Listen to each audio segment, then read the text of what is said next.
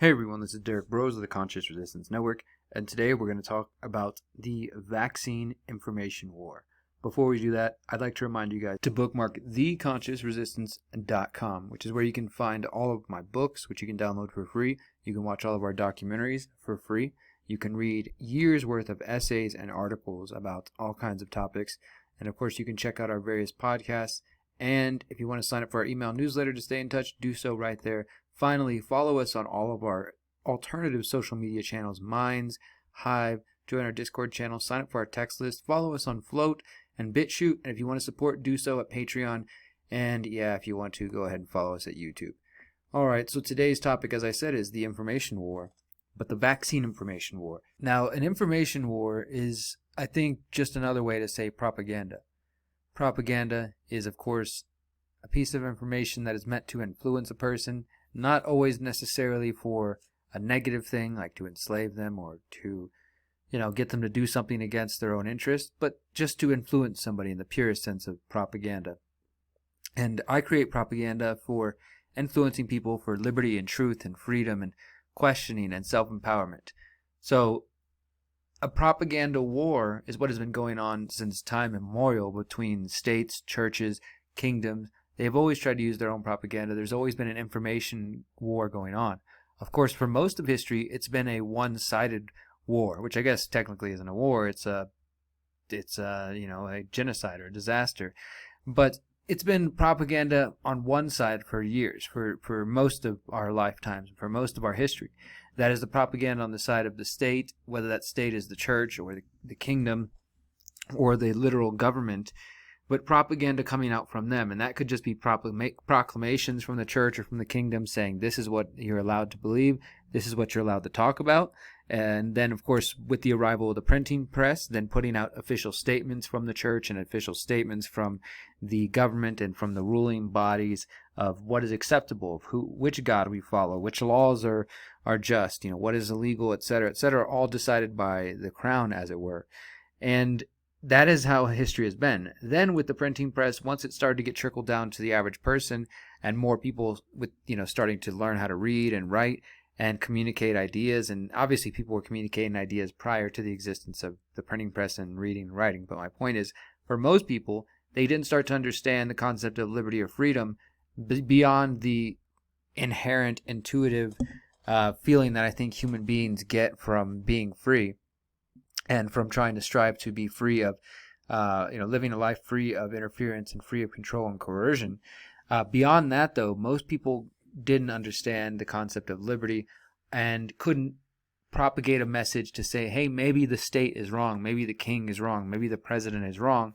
And that led to anarchism and a lot of radical political movements. My point is, though, for most history, it's been a one-sided battle. For the last couple hundred years, it has been more and more a two-way information war between the people who are trying to spread alternative visions to what the state offers and to the people who are within the state and trying to maintain power. Now, of course, even the people who are outside of the state who offer their visions, like, say, various political movements, they don't all agree on everything, but they're offering a different narrative than the state often. So, I said all that to say this. We are at a point now where the part of the information war that is becoming more and more important has to do with vaccines. And I think one of the first shots, pun intended, in this vaccine information war was just launched within a week ago by the New York Times. This is coming from a new article that I just put out today on The Last American Vagabond. Which side of the vaccine information war are you on? And as I said, the New York Times launches the first shot in the vaccine information war. And I asked, do you support individual liberty or collective force? And I'd like for your answer in the comments. In a recently published opinion piece, the New York Times all but declared war against Americans who question the safety of vaccines. Of course, the war being waged is, for the moment, a war of the words, an information war. This skeptical and vocal group, which is attacked as anti-vaxxers, have built a movement of doctors, journalists, parents, and activists who question the safety of vaccines, question the schedule and frequency of immunizations, the legality and morality of forced vaccinations, and the influence of Big Pharma. But according to the New York Times, it is this group, the people who are skeptical of vaccines, who pose the most threat in the recovery from COVID-19 because potentially they might reject the COVID-19 vaccine. In the Times' recently published piece titled, "Get Ready for a Vaccine Information War," the writer says, what if we get a COVID-19 vaccine and half the country refuses to take it? So from there, he says some other things. What I really want to focus on is he completely is dismissive of the concerns of every single one of you out there, whether you are, you wear the label anti-vaxxer proudly, or you just consider yourself a concerned parent or a concerned health worker, or just somebody who believes in vaccines but also believes in freedom of choice and bodily autonomy. The New York Times and other people like them want to dismiss your concerns. They want to make them seem unimportant and simple and just, not worthy of consideration to the masses, okay? So I'm going to give you a couple of examples here, and the reason that I wrote this article is because, for one, New York Times, despite losing listeners and readers over the years, they're still one of the biggest mainstream publications. Of course, they've partnered with the telecom industry on 5G. They used to work with, I say that, right, with the CIA to help disseminate false information. They've propagated lies like the weapons of mass destruction, as have other major papers. And so they're influential, is my point. They're influential. What they say, people listen to. And lots of our friends and family will have read this piece perhaps in the newspaper or on the website and think about the other places that reblog it and share it. My point is, the message is getting out there that the vaxxers, the anti-vaxxers, and their concerns are not important and they shouldn't even be considered. So let's look at this. He concedes that the pandemic's urgency increases the likelihood of a COVID-19 vaccine being fast-tracked through testing and approval. Quote, "It may not go through years of clinical trials and careful studies of possible long-term side effects the way other drugs do.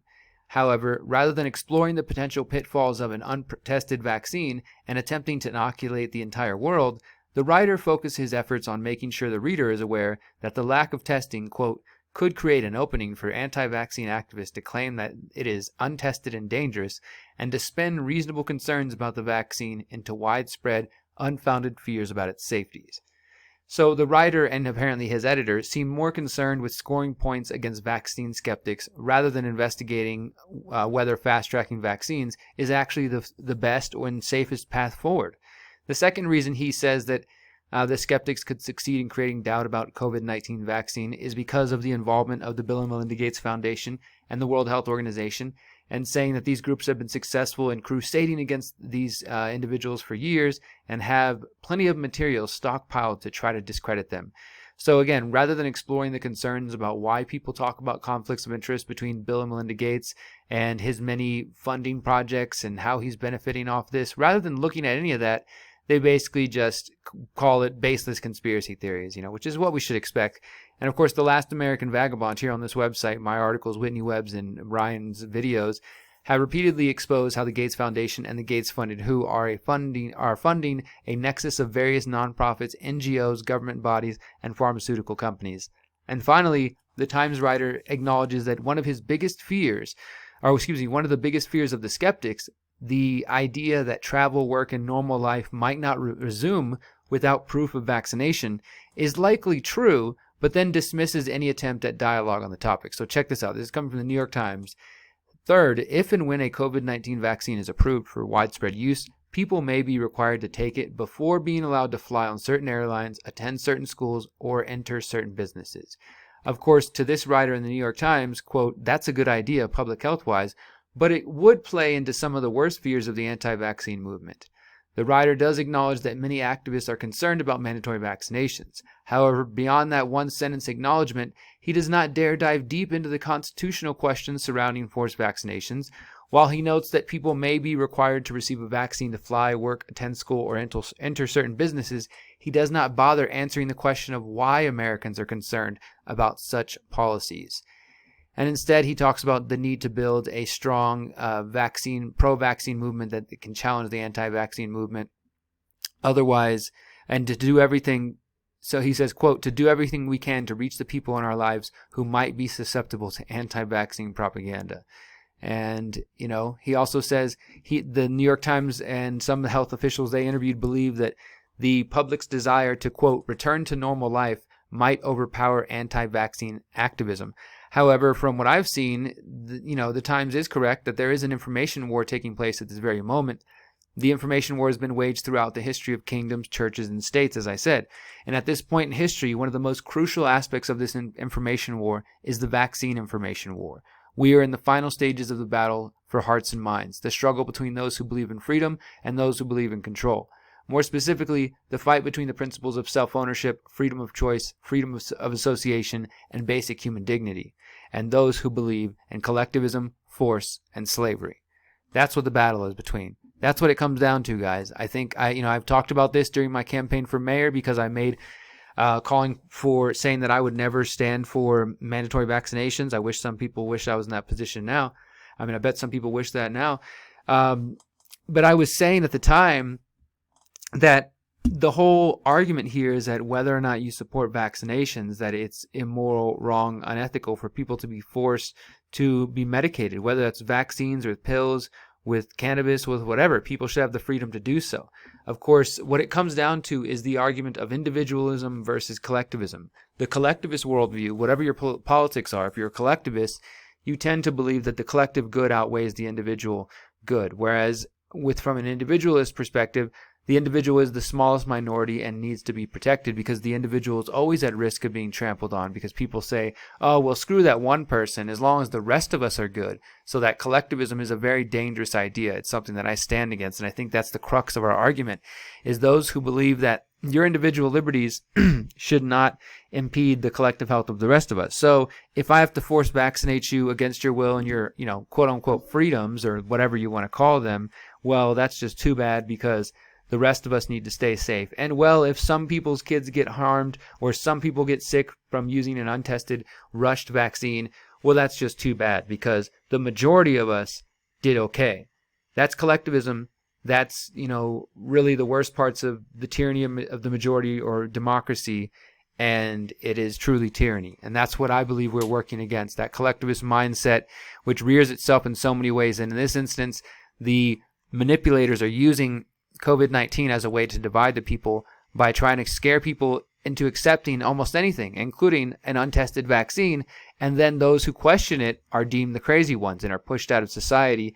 And probably, as I covered in my recent article about Florida, and the Florida already having an emergency order and executive order where it says the state surgeon general can order you to be vaccinated, that's where we're at now.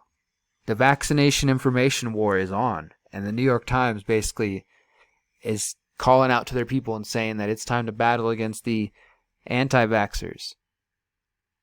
This is where we're at. We're splitting off into two different societies. The world is fracturing further and further between those who swallow the state propaganda and those who question it. And not to say that those two groups, I'm not trying to judge them as a collective. They're all individuals with different views, and some they agree and disagree. But generally, there are people who trust and follow the systems and do so unquestionably and willingly and blindly, and there are those who are skeptical and question and are thinking long term and not just letting their fear guide them for the moment so that they can be duped into accepting something less than what they deserve and accepting a reality that is truly slavery. That's what we're fighting against.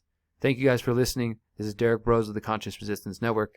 Until next time, remember, you are powerful, you are beautiful, and you are free, my friends. Peace.